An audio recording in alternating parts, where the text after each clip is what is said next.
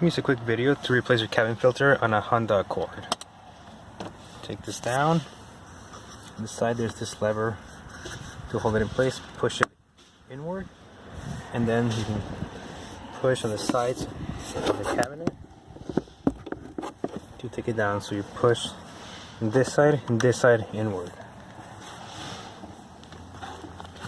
Once you do that, you can see the cabin filter is right there.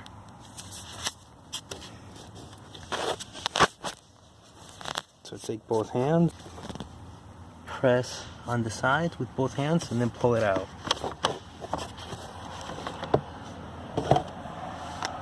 You can see it's kind of dirty, not too bad.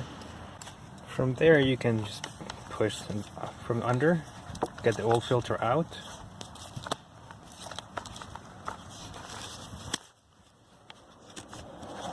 Just pull it from the middle. Now take a look at the orientation. This is airflow pointing down, and on the side of the new filter says airflow pointing down. Notice also the grooves on the side. You want to hook those onto the grooves of the other filter. So let's put this here.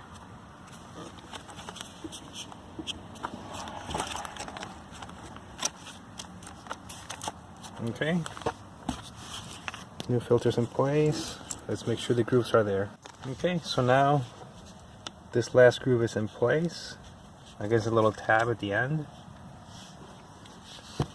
We also have the grooves here in place. Now we're ready to put it back in. So, same as before. Airflow pointing down. I'm just gonna put it back in until it clicks. Then we'll do the reverse steps. You can push this in.